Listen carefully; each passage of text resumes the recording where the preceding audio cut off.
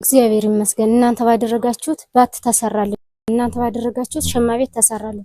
እናንተ ባደረጋችሁት መጸዳጃ ቤት የለም ነበር፣ መጸዳጃ ቤት ተሰራልን። እናንተ በሰራችሁት መንገዱ ገደላማ ከመሆኑ የተነሳ መንገድ ተሰራልን። እናንተ ባደረጋችሁት ገዳውን በባህሪው ገደላማ ቢሆንም በጋቢውን እየተደረገ ሜዳ ሆነልን። ስለዚህ ይሄ ሁሉ መሰረታዊ ፍላጎታችን ተሟላ።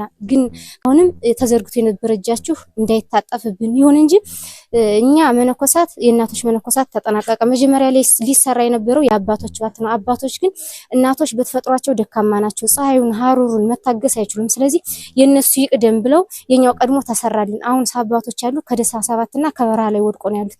ስለዚህ የኛ አንድነት የኛ መከፋት የነሱ መከፋት ነው፣ የነሱ ሀዘን የኛ ሀዘን ነው። ስለዚህ ለኛም የተረባረበ እጃችሁ ከነሱ ላይ እንዳይታጠፍ በመላኩ በቅዱስ ሚካኤል ስም አስተላልፋለሁ። እግዚአብሔር ይመስገን። ቅዱስ ሚካኤል የልቦናችሁ መሻት ይፈጽምላችሁ፣ ለኛም እንደፈጸማችሁልን።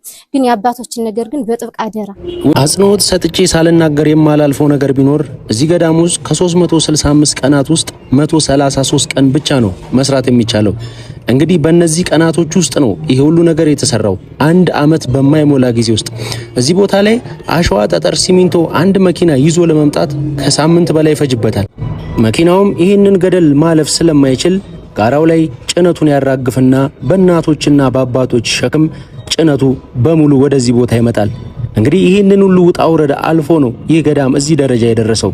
ይህንን ላደረጋችሁ ለደገፋችሁ ኦርቶዶክሳውያን በሙሉ እግዚአብሔር ይስጥልን ነው ምንለው። ቅዱስ ሚካኤል ቤታችሁን በበረከት ይጎብኝላችሁ ነው ምንለው። ከዚህ በኋላም እንግዲህ እማሆይ እንደተናገሩት የአባቶች በዓት አልተሰራምና እባካችሁ ኦርቶዶክሳውያን ይህንን ገዳም ችላ እንዳትሉ፣ አሁንም እንደ ቀድሞ እንድትደግፉ ስንል በአክብሮት በቅዱስ ሚካኤል ስም እንጠይቃችኋለን።